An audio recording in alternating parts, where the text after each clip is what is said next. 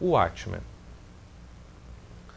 é a maior, melhor, mais importante e mais incrível revista em quadrinho já lançada até hoje. Ela é uma graphic novel que saiu nos anos 80, escrita por Alan Moore, o famoso bruxo, e Dave Gibbons, o ilustrador, que ajudou bastante na participação da história do quadrinho. Tenho dificuldade de expressar palavras. Para que vocês tenham noção, desde que essa revista saiu, aqui no Brasil, é uma revista em 12 edições, mas aqui no Brasil a Abril lançou ela com 2 revistas em cada edição, então saiu em 6 edições, óbvio. Eu acompanhei, quando ela ia saindo passo a passo, eu fui comprando. Eu fiquei assustadíssimo com a qualidade e a profundidade daquela revista em quadrinho. A Watchmen ela é impressionante porque você lê a revista e você entende muito pouco do que é que ela está querendo dizer. E quando você lê de novo, você fica impressionado da quantidade de coisas que você não tinha percebido. E cada vez que você lê, você descobre uma coisa nova. Só quando saiu, se não me engano, saiu em meados de 85 essa revista aqui no Brasil. Assim que ela terminou, eu acho que eu li aquela revista no mesmo ano mais umas 4 ou 5 vezes.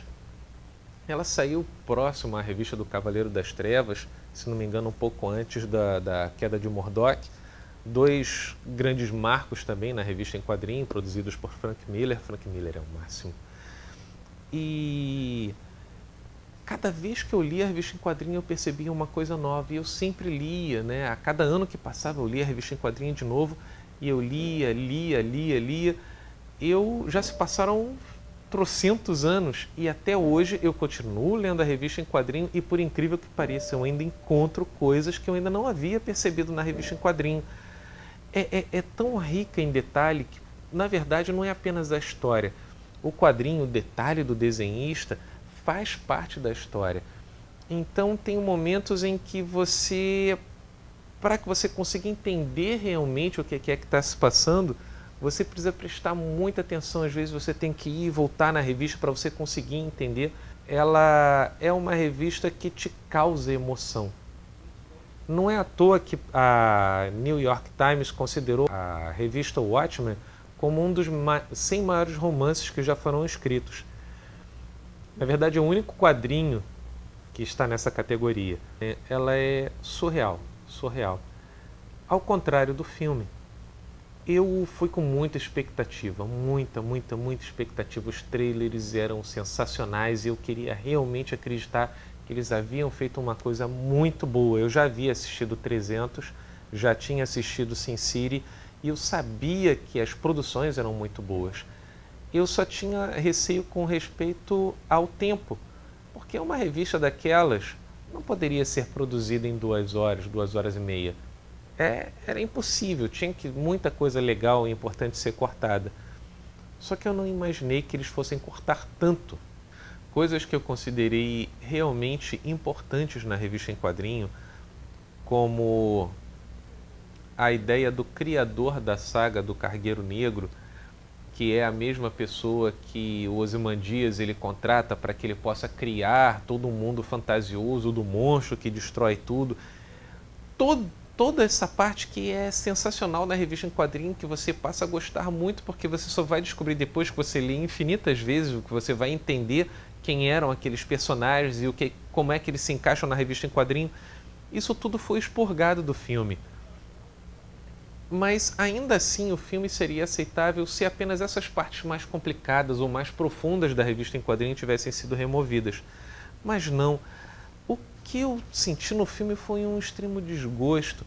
Eu achei que os atores eram péssimos. A revista em quadrinho ela passa muito mais sentimento do que o que você vê no filme. O Dr. Badalo, né, ele expressa sentimentos ridículos. Silk Spectre, quando ela briga com o Dr. Badalo, que ela vai para a casa do Nightwall e ela começa a chorar dizendo que ele havia largado e tudo mais. No filme é uma cena tão ridícula, tão sem sentimentos, que eu tive dificuldade de acreditar que estava se tratando da própria revista em quadrinho. Uma das melhores partes é quando conta a história de Rorschach. Na revista em quadrinho é legal, porque em um episódio conta a história do que é que está acontecendo e em outra revista conta a história de um dos personagens, dos que estão vivendo naquele momento. Cada uma das histórias dos personagens são contadas de forma diferente, ele tentou reviver isso no filme. E quando vai contar a história de Rorschach, que é ele numa penitenciária contando a história da vida dele para um psicólogo, gente, que cena mais... O negócio foi cuspido, foi escarrado. Na revista em quadrinho é sensacional. No filme, além de terem feito extremamente mal, deturparam. Quando o Rorschach ele conta a história do que é que aconteceu, do assassinato da garotinha, que ele vai se vingar do cara, a cena é tão ridícula, tão diferente, torna um Rorschach de um psicótico para uma pessoa... um Fred Krueger.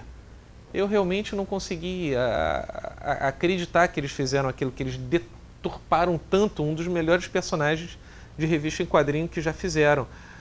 E o filme todo, eles colocaram as mesmas falas e tudo mais, mas o filme todo ele é muito, muito, muito pobre. O diretor parece que ele leu no máximo 2 vezes aquela revista em quadrinho e saiu jogando de qualquer jeito. Ele com certeza não consultou o Alan Moore, com certeza não, porque senão não teria saído daquela forma.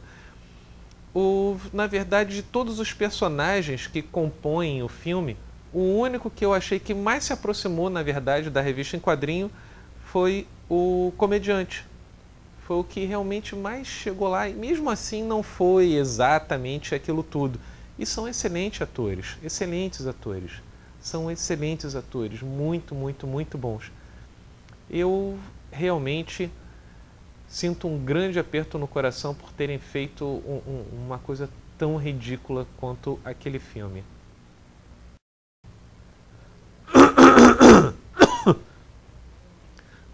Coisas que eu...